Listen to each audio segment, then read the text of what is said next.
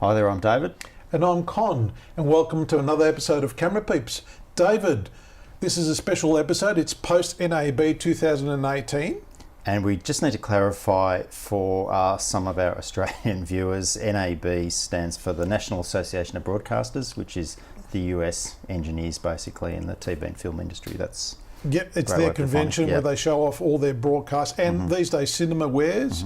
Were there any standout products for you this year? Look, some things of interest. I'm not saying I'm going to rush out and spend lots of money, but I think the new Blackmagic, the Micro Four Thirds, which we have a photo of here, that created a lot of buzz at this year's NAB. And I think that's a good starting out camera for someone. So I think Australian dollars is about $1,800. The main differences between this one and the early one is that this one is a Micro Four Thirds chip. It's not a Super 16 like the other one. It takes a Canon batteries, and that was a big sore point because I still have my pocket camera, and the battery, onboard battery, was a real problem. It didn't last very long, 20 minutes if you're lucky. Yeah, and there's a bit of a market, second-hand market for those lenses, the Fuji lenses, that they go on that. Micro Four Thirds. I've got a GH5 and my lenses go on this camera. What I like about these cameras is, in general, is basically if you can just get away, if you don't actually need a GoPro, waterproof GoPro. I just like these smaller cameras that you just sort of tuck in the corner, or high shot or low shot or something. And this also, to differentiate from the earlier model, does 4K as well, I believe, and has dual native ISO. Right, that's impressive. That's something interesting. So small. So I think people are now starting to get into this dual ISO thing. And it looks like it has familiar features with the dial at the front, and it does look like a Blackmagic camera though. Yeah. To move on, another thing that created a lot of buzz, I feel, and I'm sure you would agree, this year at NAB, was Apple ProRes RAW. Now, what this means, as far as I understand, is that if you want to record RAW to, I think for the moment, Atomos are doing it on the Shogun Inferno and the Sumo 19, you'll be able to record RAW files into those devices off cameras like the EVA1, the Canon C200, the FS7, anything that's got a raw output, basically. You'll be able to record ProRes RAW files, and there's two flavors apparently. There's ProRes RAW and there's ProRes RAW HQ.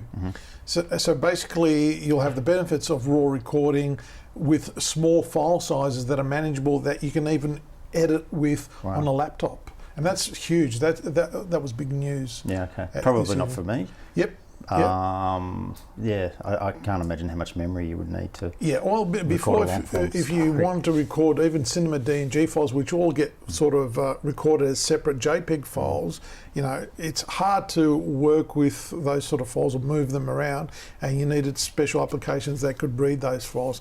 Whereas Final Cut Pro 10 came out with a firmware update at the same time, which launched the codec, and so now, as of this week, with something like an EVA 1 with the raw output into an Atomos Shogun, you can record Apple ProRes and Apple ProRes HQ in 4K and other flavors of HD and 2K, and and have the benefits of RAW. What are the benefits of RAW, you might ask? Well, I think from what I understand, I think I don't use it, but certainly in the DSLR world, it's the full image. It's all the information. It's not sort of unprocessed, and therefore you can manipulate. That's right. Cut, white balance, the full range of 16 stops, 15 stops of shadow and highlight area. Much more room to move, I guess, in the grade. Yeah, but you'll probably need to marry the front end of the camera up with some nice lenses, I guess, to get the best out of. That's right. It's always the case. The lens is the first port of call where the light travels, and it doesn't matter how good this end is if the lens is no good. And it won't. This won't fix mistakes. Exactly. Still got to know how to shoot. Exactly, still got to know how to light. Mm-hmm. Still got to know how to move the camera. Okay. Yeah. And another big thing that got announced, and again from Atomos, is this. What's this actually, David? You might want to talk about Well, this. this one did get my attention, to be honest, because I haven't really bought any of these newer sort of recorders the last couple of years, because I sort of make do. The F5 is totally fine internally. The FS5 is fine. And I still have an old Convergent Nano Flash, which is okay, but look, it's getting a bit long in the tooth. So are you looking to replace that with anything? I probably would keep it, because I still find it's a gadget that can just get you out of a pickle in a corporate environment where someone just needs an SDI out of your big camera into the monitor or whatever. Oh, so cross converts. Yeah, cross converts. Okay. So I don't think I'd be selling that. I'll keep that in the car. Yep. But this thing actually does appeal to me for these guys. Okay. The A7S. Yep. Because I think it's 5-inch, I guess. So I think people have been screaming from Atomos to give them a small 5-inch monitor. Yeah, and it's only got a couple of inputs and outputs, but I think that's all. Yeah, I think it's HDMI only. Yeah, and that's so fine. It's not SDI. There's a big demand for timecode now, and the sound recorders are just the technical syncs and putting timecode systems onto ambient onto one of the audio tracks. So it's fine, and the price is pretty good. And also having the screen, which is 1,000. Is that right? I think it's 1,000 nits, so it's high bright for outdoor use. So the older previous model, the Atomos Ninja Star, is it, or whatever?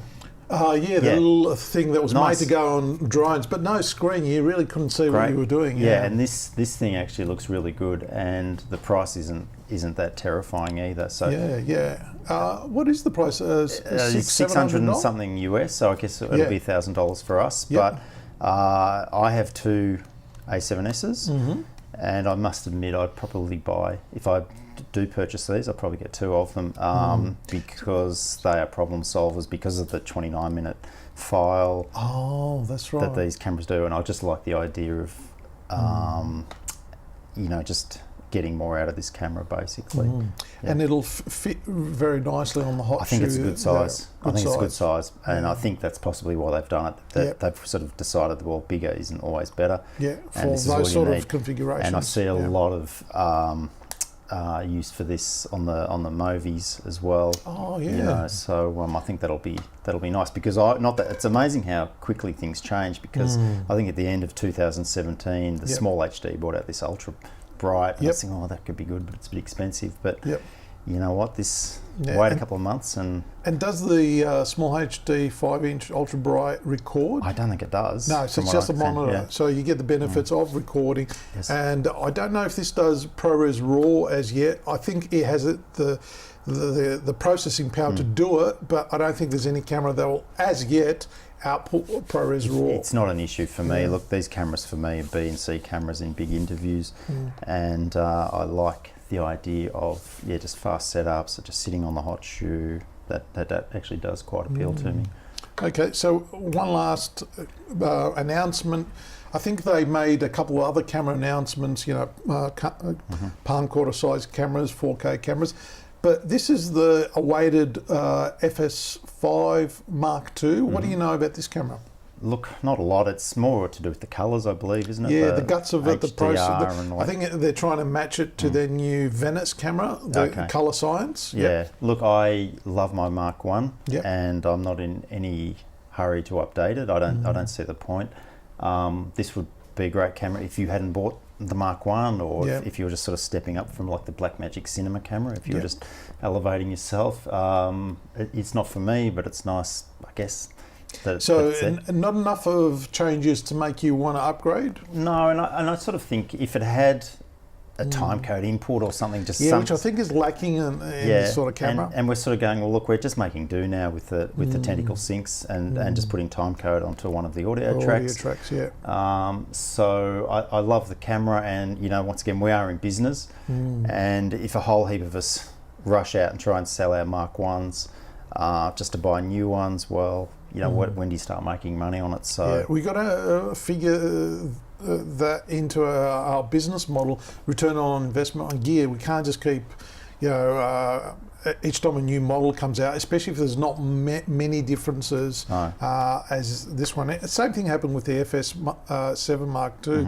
There was minute improvements, which are all great, but enough to make you want to sell your Mark I for a Mark II, don't know. No, I'm quite happy with the FS5 because for me it's the B camera in interviews. It goes onto the Movi, the slider, things like that.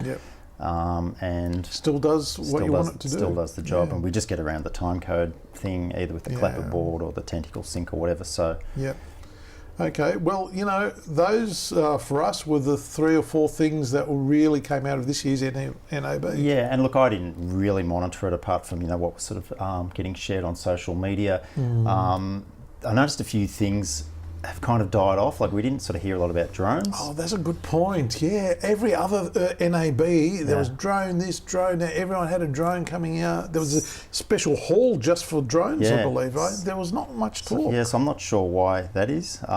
Maybe same deal with like the Mark 1s. Maybe everyone's just hanging on to what they've got. Yep. The other thing is these LED mats, these 4x4s.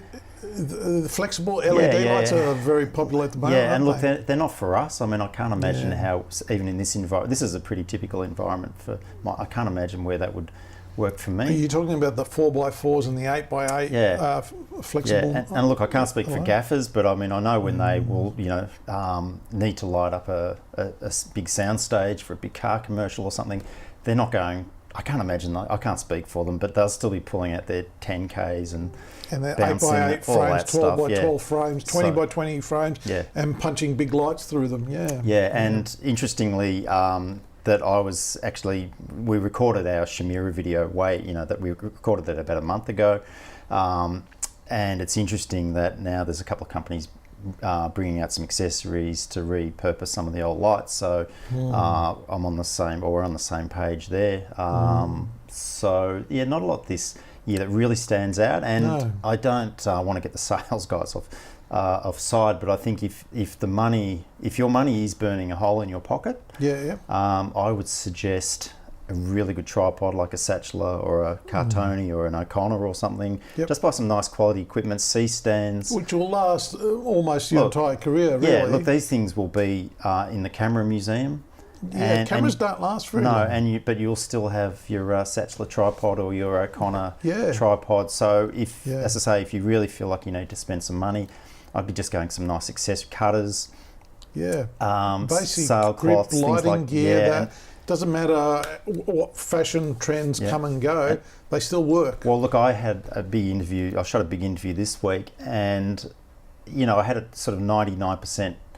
I was happy, and then I just had this, a couple of annoying LED lights that were just sort of throwing a bit of a shadow. It was the 2x1. Sorry, not the 2x1. The cutters like we've got like there. Like the one behind your shop. They are, so I get mixed up with Imperial and Metric. And up on a C-stand, and it was just enough to not sort of darken the scene too much. It just took the shadows off those overhead lights, So that's it. That's really low tech, but it made a huge difference in the outcome of the video. So as cinematographers, we all need lighting, grip, and equipment and tripods and other peripheral equipment. It's not just about cameras, is it? No. So look, that's where I'd put. Look, if you were just coming out of film school and you wanted to buy a camera, definitely this or the Blackmagic, no problem. But if you're sort of established and already have a camera and already have some lighting. And we already made the reference to the Spinal Tap gag about the amplifier that goes up to 11, not 10, and I think that's a bit relevant. I think this is possibly an amplifier that goes up to 11, and I'm not quite sure You need it to go to yeah, 11. and look, and generations of people coming out of the film schools or getting into the business, look, I'm sure they'll still buy them. Yeah. If I didn't have the first one, yes, I probably would buy it. Yeah. But I'm quite happy But with. I don't know about the timecode thing. I think that's lacking in the Mark 1, and I kind of was hoping that they would introduce it on the Mark 2. I don't know why they leave it out. Look, I guess it would just, they would have to alter the design too much, the internals, the body to get it. You know, would you have a full size B and C connector or the smaller one? I'm guessing that's why it's probably not. And you know, they wouldn't get the return on the investment by re-engineering that camera. And I guess if you really wanted that feature, you would then have to. So well, then you need to go to an FS7, I guess. Or an F5, so that's Or why an F5, I'm not losing sleep over that, because that's not my primary camera, as much as I love it. So cool. Well, I think we've talked about this year's NAB. The highlights. The highlights for us, what we feel were the highlights, what we got out of it, NAB, and it'd be interesting to see what happens at Cinegear in June. Is there any chance you might be going over representing Camera Peeps? I would dearly love to. I'll just wait, see how the exchange rate is. Yeah. But I would love to go. Well, if you do go, maybe we'll chat to you and come back about what you saw there and what's new a month after NAB. And also there's IBC, which happens in September. So it'll be interesting to see what happens there. And again, next year, in a year's time, what will be the new products that come out. As working cinematographers, I mean, you can't always afford to buy the new stuff that gets announced, but I think it's important to know what's being announced, what's around the corner. Should I wait? Should I buy now? And stuff like that. That's why I try and keep up to date with all this information, not because I'm looking to buy, but because I need to know. You need to know, absolutely. Yeah, what's the technology I need to learn in the future that's around the corner? Yeah. All right, thanks, David. No worries, thanks, Con. And we hope people enjoyed our brief summary of NAB 2018, and we'll catch you on the next episode.